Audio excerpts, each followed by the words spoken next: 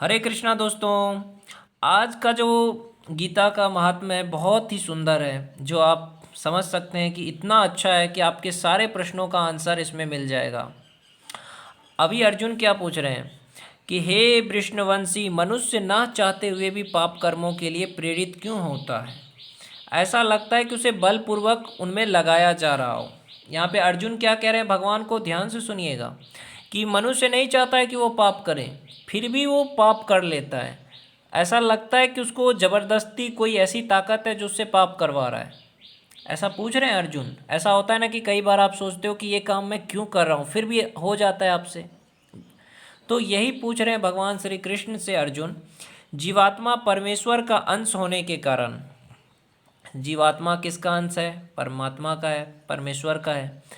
होने के कारण मूलतः आध्यात्मिक शुद्ध एवं समस्त भौतिक कल्मशों से मुक्त रहता है। फलतः स्वभाव से वह भौतिक जगत के पापों में प्रवृत्त नहीं होता है। ये जो जीवात्मा है, जो आपके अंदर में, जो आप वास्तव में आप जो हो, वो पाप नहीं करता है। ये आत्मा पाप नहीं करता है, ये हमेशा याद रखना। किंतु जब वह माया के संसर्ग में आता है तो वह बिना झिझक के और कभी कभी इच्छा के विरुद्ध भी अनेक प्रकार से पाप कर्म करता है। किंतु जैसे ही उस माया के संसर्ग में आता है, जब ये मनुष्य माया के संसर्ग में आता है तो उससे पाप हो जाता है, क्योंकि वो अभी माया के अधीन है, वो अपने आप में नहीं है। अतः कृष्ण से अर्जुन का प्रश्न अत्यंत प्रत्याशपूर्ण है कि जीवों की प्रकृति विकृत क्यों हो जाती है। यद्यपि कभी कभी जीव कोई पाप नहीं करना चाहता है, किंतु उसे ऐसा करने के लिए बाध्य होना पड़ता है। किंतु ये पाप कर्म अंतर्यामी परमात्मा द्वारा प्रेरित नहीं होते, अपितु अन्य कारण से होते हैं, जैसे कि भगवान अगले श्लोक में बताते हैं। अर्जुन समझते हैं कि भगवान तो पाप हमसे नहीं करवा सकते हैं, क्योंकि भगवान तो परम शुद्ध है, तो ये पाप करवाता कौन है?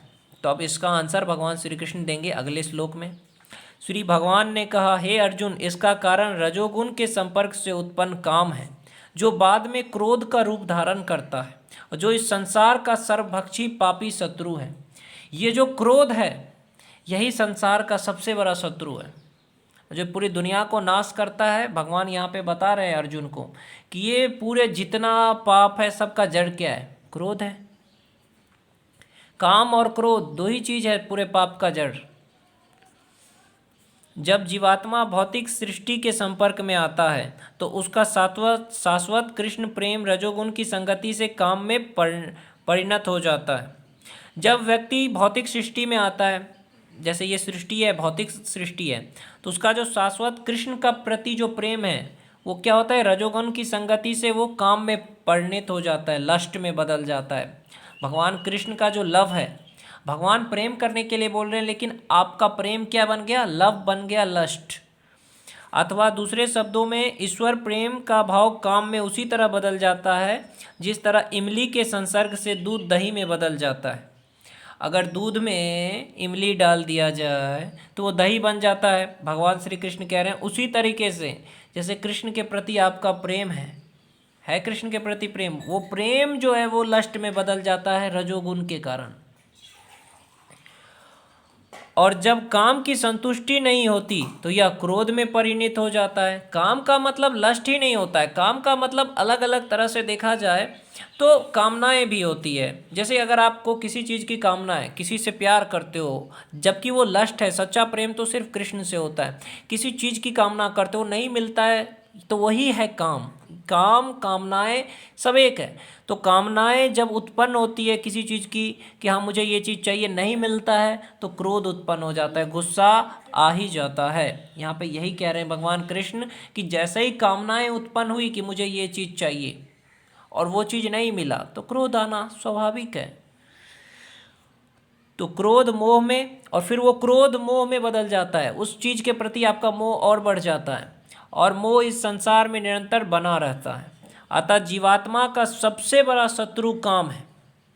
काम का मतलब हुआ लस्ट और कामनाएं, जो इच्छाएं हैं, डिज़ायर कि मुझे ये चाहिए, मुझे ये चाहिए, नहीं मिला, क्रोध आ गया और फिर उस चीज़ के प्रति मोह उत्पन्न हो गया कि मुझे ये क्यों नहीं मिला।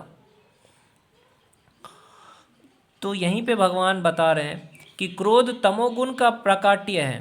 पहले रजोगुण से उत्पन्न हुए, फिर वो क्रोध तमोगुण में चला गया। वैसे काम भी तमोगुण में भी आता है, कामनाएं भी तो तमोगुण में ही आता है, लेकिन पहले रजोगुण से उत्पन्न होता है लस्ट, और फिर वो चला जाता है तमोगुण में।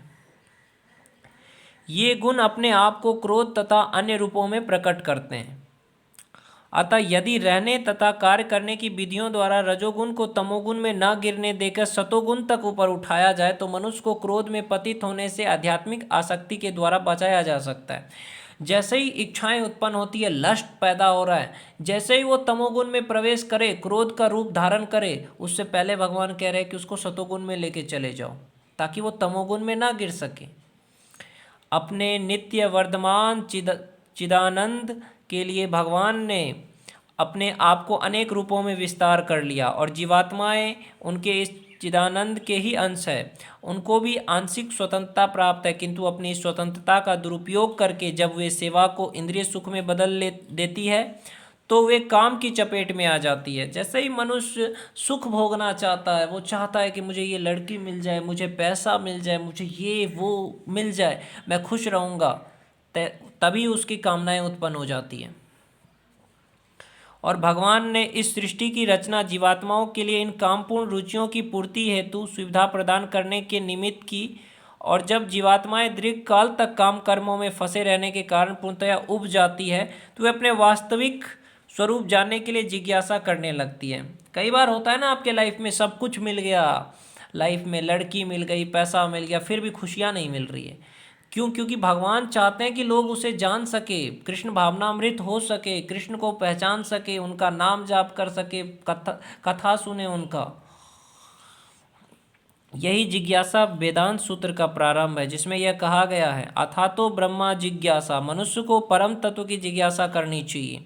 और इस परम तत्व की परिभाषा श्रीमद् भागवत में इस प्रकार दी गई है कि सारी वस्तुओं का उद्गम परम ब्रह्मा है, अतः काम का उद्गम भी परम ब्रह्मा से हुआ है, कृष्ण से ही काम का उत्पन्न हुआ है। अतः यदि काम को भगवत प्रेम में या कृष्ण भावना में परिणित कर दिया जाए, या दूसरे शब्दों में कृष्ण के लिए ही सारी इच्छाएं हो, तो काम तथा क्रोध दोनों ही आध्यात्मिक बन सकेंगे। जितनी इच्छाएं हैं सब अगर कृष्ण के प्रति उत्पन्न हो जाए तो आपके जीवन में बस खुशियाँ ही खुशियाँ होंगी। आपके जीवन में जैसे कामनाएं उत्पन्न क्यों हो रही है? क्योंकि आपके जीवन में कुछ लक्ष्य नहीं है। अगर कृष्ण को लक्ष्य बना लिया जाए तो कृष्ण के प्रति ही आपकी कामनाएं उत्पन्न होंगी और वो सात्विक होगी। यदि दूसरे शब्दों में कृष्ण के लिए ही सारी इच्छाएं हो तो काम तथा क्रोध दोनों ही आध्यात्मिक बन सकेंगे। क्रोध और काम दोनों नष्ट हो जाएगा जैसे ही आप भगवान श्री कृष्ण का कथा सुनोगे, नाम लोगे, क्योंकि आपकी बुद्धि सात्विक हो जाएगी। भगवान राम के अनन्य सेवक हनुमान ने रावण की स्वर्ग पुरी को जलाकर अपना क्रोध प्रकट किया, किंतु ऐसा करने से वे भगवान के सबसे बड़े भक्त बन गए। यहाँ पर श्री कृष्ण अर्जुन को प्रेरित करते हैं कि वह शत्रुओं पर अपना क्रोध भगवान को प्रसन्न करने के लिए दिखाएं। लेकिन कई लोग होंगे दुर्बुद्धि लोग जो कहते हैं कि भगवान हनुमान ने क्रोध किया तो ऐसा क्यों किया? क्योंकि उनको भगवान ने आदेश दिया कि तुम मेरा काम करो। भगवान के लिए जब आप कोई भी भगवान के लिए अगर क्रोध कर रहे हो, भगवान तो आपको कहेंगे नहीं कि क्रोध करो, लेकिन वो इतने धर्मात्मा थे हनुमान जो भगवान से बात कर सकते थे, तो उनको आज्ञा दी गई इसलिए उन्होंने क्रोध किया। अर्जुन को यहाँ पे भगवान कह रहे हैं क्रोध से युद्ध करने के लिए, तो भगवान के आदेश का पालन करने में कोई पाप नहीं लगता है। लेकिन हम लोग मनुष्य, हम भगवान से मिल नहीं सकते, इसलिए हमें काम और क्रोध से बचना चाहिए, हमें कृष्ण पे ध्यान लगाना चाहिए। अतः काम तथा क्रोध कृष्ण भावनामृत में प्रयुक्त होने पे हमारे शत्रु ना रह के मित्र बन जाते हैं।